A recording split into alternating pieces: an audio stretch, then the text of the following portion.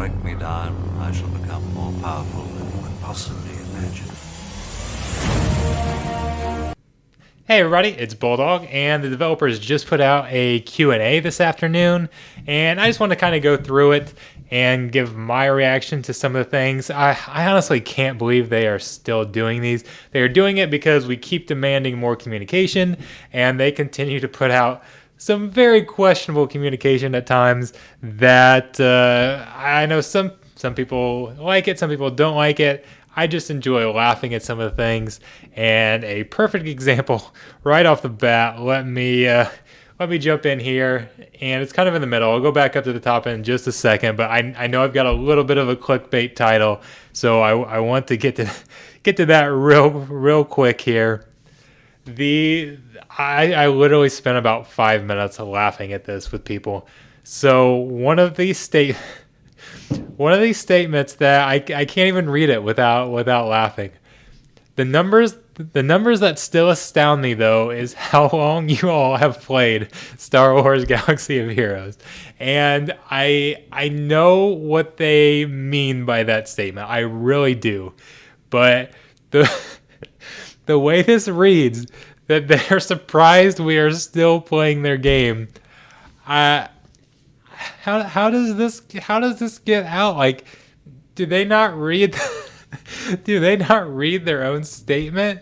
And I know what is meant by this, and what they mean by it is not the way that I am reading it and I am laughing at it, but that doesn't diminish from the enjoyment that I get out of this and out of some of these statements. So let's go back at the top and take a more serious look at some of these things as I scroll back up here. And I'm definitely not reading through all of them.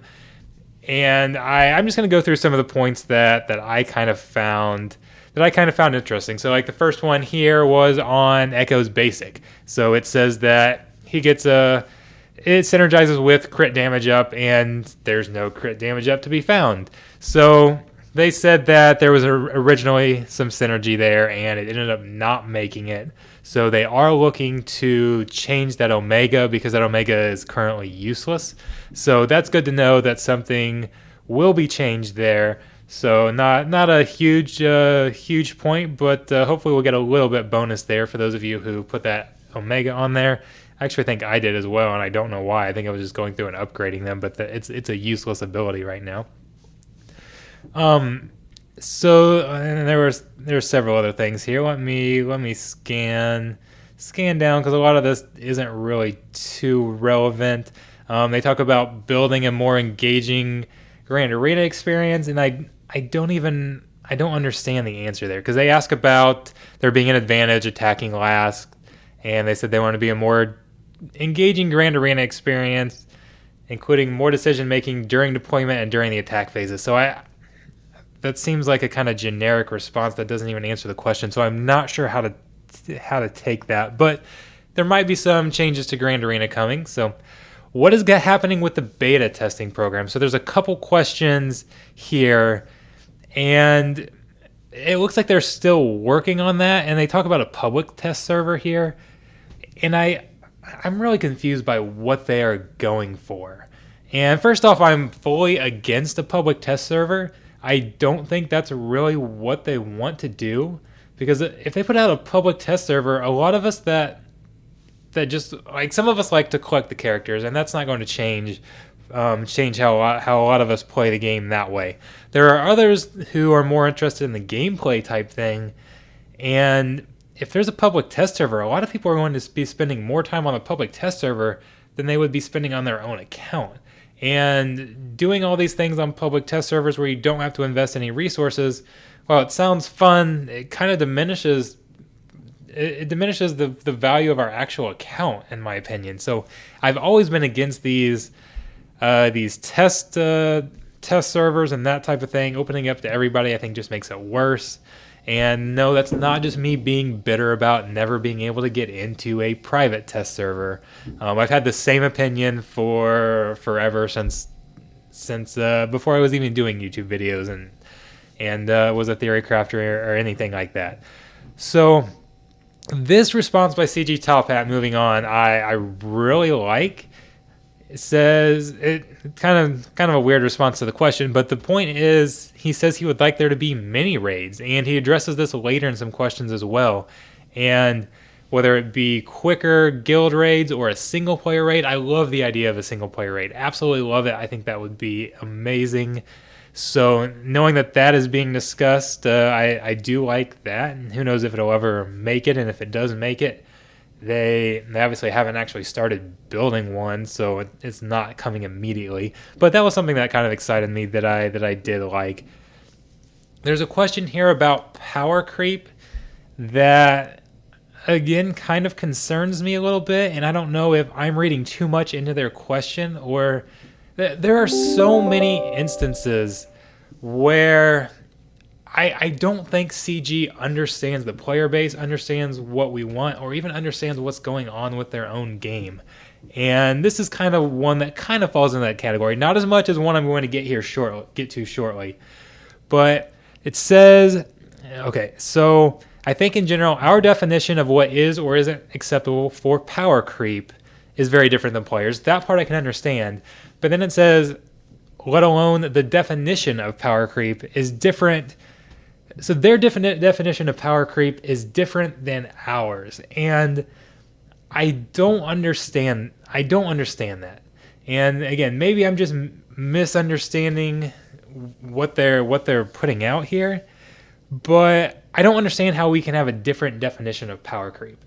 And there can be various degrees, and obviously I understand the point about power creep. The level of power creep being acceptable for the players is different than what's acceptable for the developers. That part I completely understand, but it's not hard to define. I mean, power creep, we've seen it since the very beginning. We're going to continue to see it until the end, but if they are defining power creep differently than the players are, to me that's a problem. And I don't really know how to explain that any better, but power creep, I mean, it's not something that's hard to define. It's really not. So how can we have different definitions? Anyways, moving on from that, it says we're going to see some new First Order characters. And so First Order Sith Trooper and General Hux. I don't know if it's here, but he says Sith Trooper is going to be named to Sith Empire Trooper. And then we're going to have just a regular Sith Trooper that's for the First Order. I don't really like that renaming because that's going to be confusing, and people are going to be reading back through old videos or old posts, and it'll say Sith Trooper, and they'll think it's the new one, and we're really talking about the old one, so you have to pay attention to when these posts are made depending on the context, and I'm sure it'll be easily distinguishable a lot of times, but let's be honest, players get confused very easily, so that's just introducing another source of confusion. So I don't like renaming and basically introducing a new character with the same name as an old character and renaming the old character. I don't like that, but not really a big deal. Nothing worth getting upset over. Let's see what else we had. That's TB. Okay, this is the question that really is a problem in my opinion. So will you be addressing guild sandbagging and territory wars? And the response essentially says that he doesn't understand how sandbagging can work. And that is a major problem. Major problem. Sandbagging has been around since the very beginning of Territory Wars. So most of you know this, but for those of you who don't, sandbagging is whenever you, basically a guild will intentionally use fewer players than are on their roster. So if let's say they have 50 players, they might drop down to 40 and only use 40 players in the territory war. And then they'll go up against a squad that's got all 50. We're matched on total GP. So if a 40 player guild has the same GP as a 50 player guild, the players in the 40 player guild are going to be stronger on average. And oftentimes that means they have the more elite characters, they have better mods, and I'm not necessarily convinced that it's an advantage all of the time in 100% of the scenarios, but it definitely can be an advantage some of the time, probably the majority of the time. And I know that there's a large debate on that, and I'm not going to get into the exact details on that, and people have different stances. But the point is, if they aren't even aware of what the benefits can be, that means they are clueless about territory wars in their own game.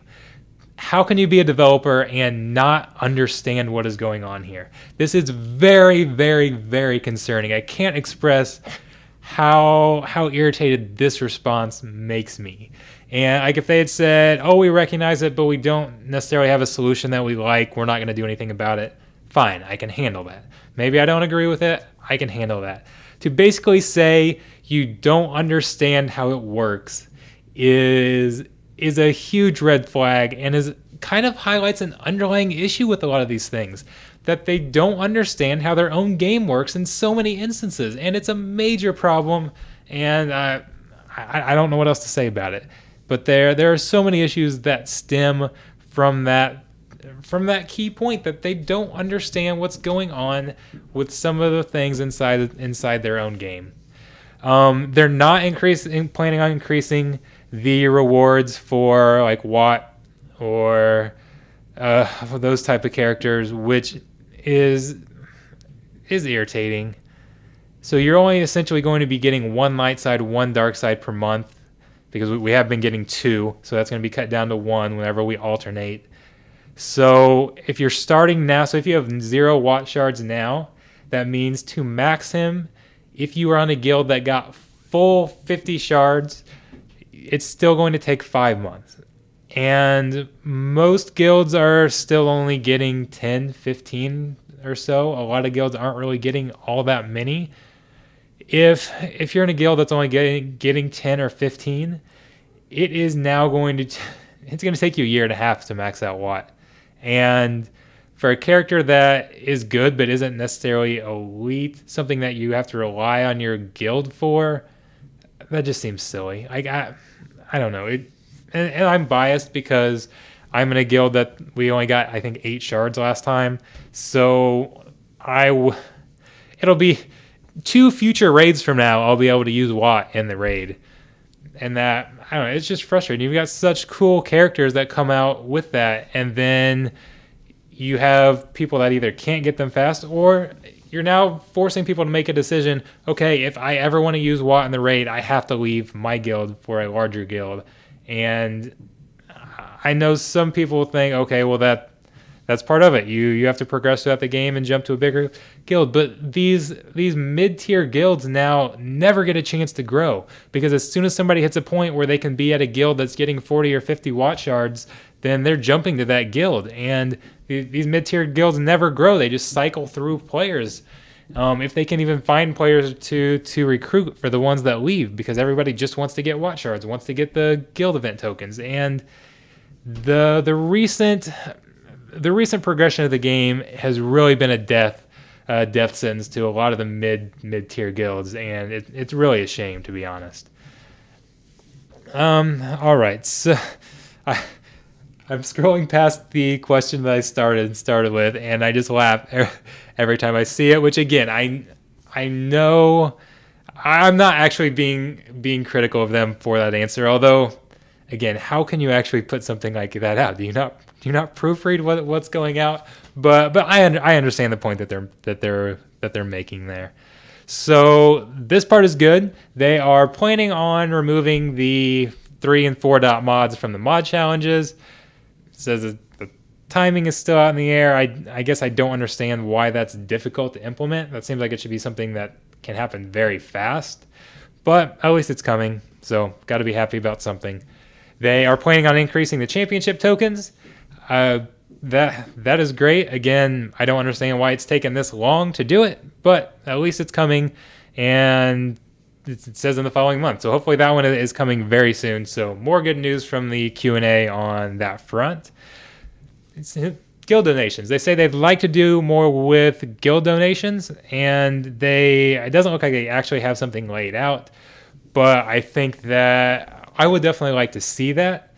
And there is so other games have done something with those.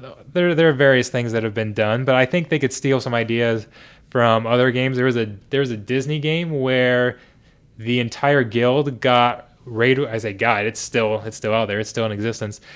whenever the guild donates, you get like certain points, and once the guild reaches a certain number of donations for the day, they get rewards based on the number of donations that were received. So something like that would be pretty cool. Maybe give us some guild event tokens.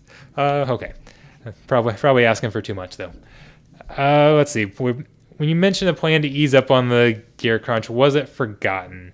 And again, this is another answer that really concerns me. And well, it does say that they're planning on adding more, which is good. But they also say that we have eased up on the gear crunch, saying that they've reduced the crystal. First off, reducing the crystal cost is not reducing the gear crunch. Don't even include that. That is not reducing the gear crunch by reducing the crystal cost. Please stop it. They reduced the energy cost of ship energy. So again, I think they're talking about the refresh cost, which again, when you're talking about crystals, a lot of people don't get that many crystals. So don't talk about easing up the gear crunch with things that are related to crystals. They increased the refresh rate, but they say increase the refresh rate. Didn't they decrease the drop rates to compensate for that? I really thought they did. Maybe I'm wrong there. They added G+ to ship nodes. There are some good things in there, but they say they've eased the gear grind. No, they haven't. If they think they've eased the gear grind, again, they are completely out of touch with the game. I mean, it's like I don't know. I don't even know of a good example, but the amount that we have to gear is just increased dramatically. Introducing the Chirotex that's not offset by adding the Chirotex to the daily activities. It's just not. I mean, it's like saying that you're giving us a tax credit after you double our tax rate. Like, okay, yeah, you gave us a little bit of a tax credit, but it doesn't offset near the tax increase that you gave us. And I don't know, I can't think of a better example, but anybody, I can't understand how they think that they have increased they have eased up on the gear grind, because no, they haven't. They just haven't. And that's not even a subjective statement. Yes, we might be getting some pieces of gear faster than we were before, but it's not even close to offsetting the additional things that are being added on top of us. I don't know. Those answers just frustrate the hell out of me. So, they're saying that they have no plans to add characters to the Grand Arena currency or Grand Arena shop. That again, that's the same thing they've said in the past, but it's good to hear that reiterated.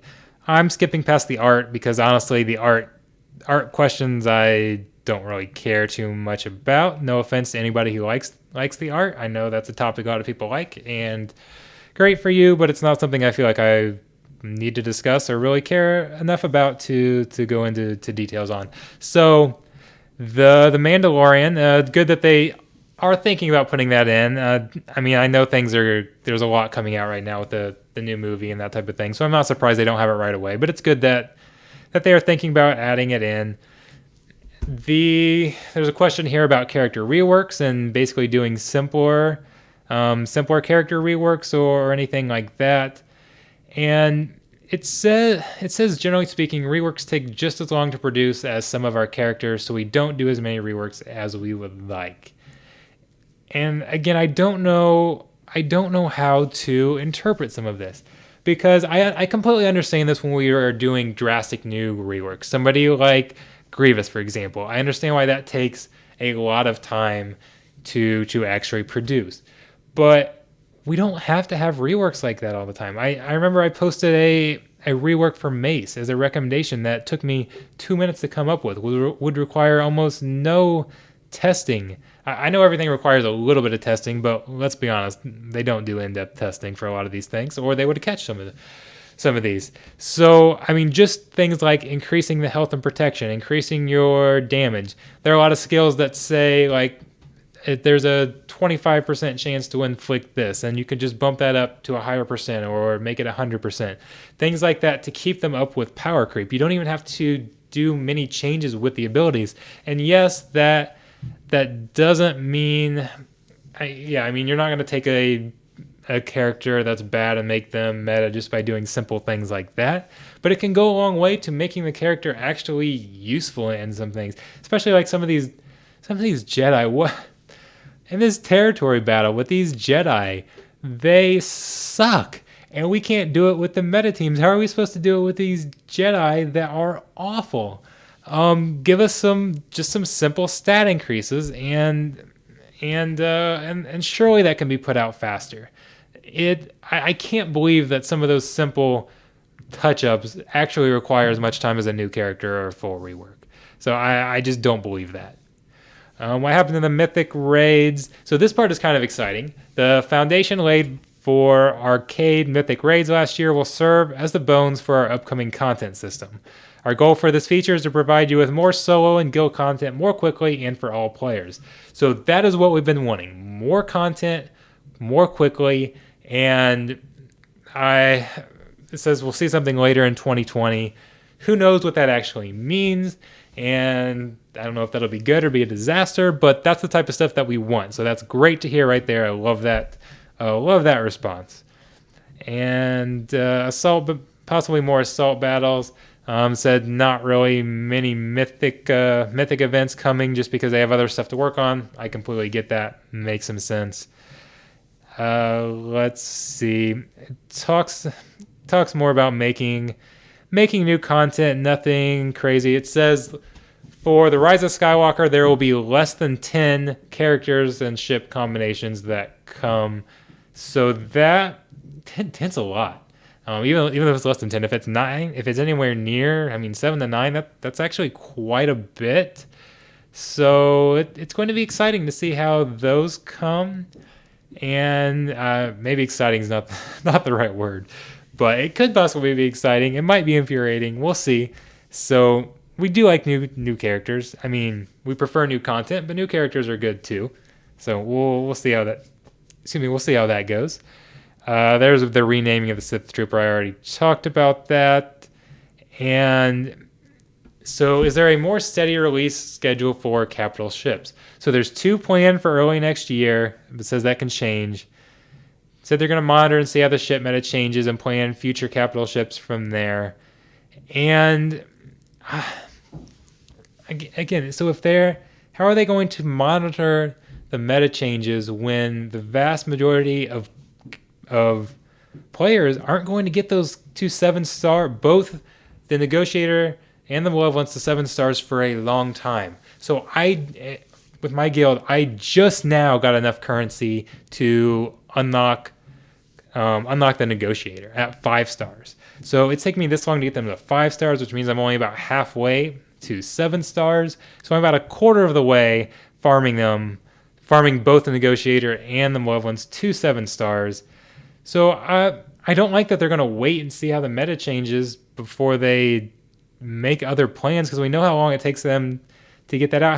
How long are they going to wait to see how all this data comes out? Because it's going to take a while to really see how that changes. So I don't know. That kind of concerns me. If I was CG, I would be flooding the market with ships and capital ships, even though they aren't meta, and make them fairly easy to farm. Like put them in the Galactic War store, Arena Shop, those types of things. Make it so that we can have a lot of them, and then we can have a separate Grand Arena for ships and for combat battles. Because that is what I would love to see, because a lot of people either like one or the other. Certainly a lot of people like both, but a lot of people have a preference, and people get irritated when you combine them together, or get irritated when you don't have ships in there, or how you integrate the two.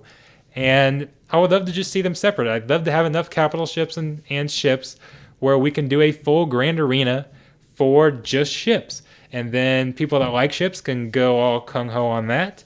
And the people that don't like them can just kind of ignore it and do what a lot of people are doing with regular Grand Arena and just set your defense and ignore it and take the rewards that aren't much different than if you played it. So, all right. What happened to the Mace Windu rework? Basically ran out of time. Again, I don't see why they couldn't have just upped his stats a little bit, and that would have been at least something, but whatever. Technical issues. This freezing is still occurring, and I don't know.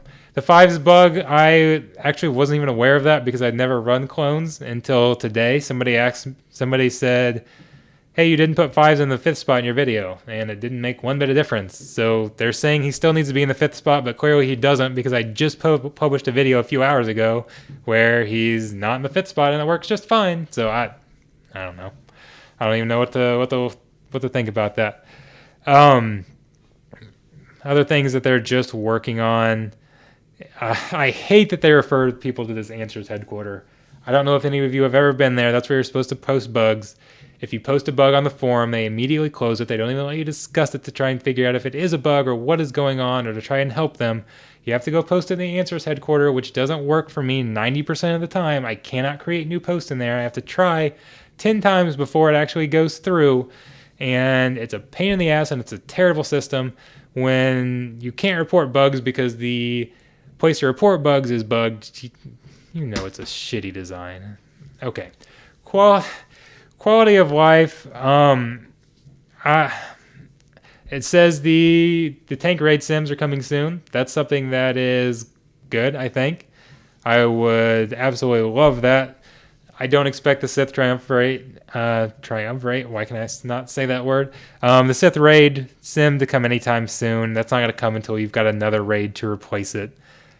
There's not really a lot here as far as quality of life, other than really saying a lot of it's not coming, or a lot of it working on. Nothing that was really that exciting. They talk about the hyperdrive bundle, which you're either gonna love it or you're gonna hate it that it's there. I don't really care one way or another, but I'm interested to see how that works for Arena and how new players that join an Arena shard and then buy the hyperdrive bundle, how they get placed in with the other guys, because that doesn't seem fair. So I'm indifferent on that for right now, but we'll see how it's integrated and what I think of that. More stuff on championships. Speed. There's not really a lot here that I was that excited about. You get into territory battles here. I don't even want to talk about territory battles right now. I can't even read this with a straight face. The difficulty is intentional. We've tried to account for player theory crafters who generally do a great job of finding very powerful strategies in these pieces of content. And I would like to know what they mean by that. Does that mean that they have specific things that they've already come up with?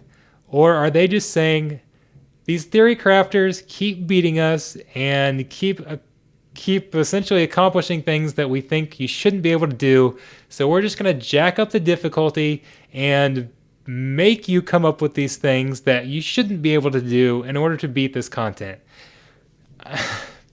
And while I guess I can kind of understand the reasoning, that would be really crappy. And then you've restricted some of the things, like there are multiple Jedi missions, so we're supposed to I can't even imagine theory crafting with some of these shitty Jedi on how to beat some of these squads that meta teams can't just power through. I think we'll probably come up with some better strategies and we'll get better at this thing. But I just read this and it just blows my mind. It says we do not this time have any expansion of relics, level cap increase, etc. planned in the next 3 months. So we have to deal with this shitty raid for at least 3 months before they add something in. And even when they add something in, we're going to be pissed off that they added it in. If there's a problem like mass exodus, we will intervene and make changes. Making changes after there's a mass exodus doesn't do you a bit of good. That was the weird way to word that. And I don't know, you shouldn't have to make changes with the difficulty afterward. I I don't know, and maybe they've discovered something on their end from testing that they think works, and that we just have to figure out. If that's the case, I guess I can live with that. But it kind of sucks when you're giving us one run per month to try and figure it out. So nobody wants to play around with different teams and different strategies when you only get that one shot. I mean, I don't know. I don't know if they understand how theory crafting works. There's a lot of trial and error that goes into it. A lot of trial and error. A lot of these raid videos that you've seen me make, I'm not posting them on the first time. Well, okay, there has been some I posted on the first time. A lot of them I have to try. Like one of those C3PO teams, I bet I tried it 20 times before I got it right. And if you're expecting me to try 20 times on territory battles before I get it right, that's 2 years from now before I figure it out. I don't know. I'm in a mix. Reading some of these things, I'm in a mix between irritation and just laughing in disbelief about how disconnected they seem to be with what actually works and how their own game goes on. So I don't know. Ships are designed they're balance tested at Relic 7. They're balance tested? Are you sure? Are you sure they're balance tested at Relic 7? Are you sure they're balance tested at all? Okay. Yes, I'm sure they actually do balance testing. So they do it at Relic 7. So how RNG works with speed mods, I don't know that really matters.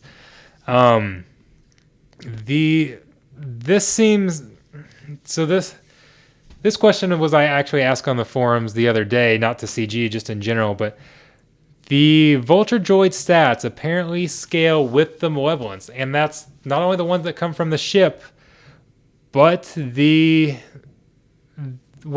I don't know. That says the Malevolence spawned Vulture Droids, but what about the Vulture Droid that comes from the Vulture Droid? I assume the ones that come from the Malevolence were based on the Malevolence stats, but that didn't completely answer. Well, I mean, it did answer the question, but there's a follow-up question there that I don't know the answer to. I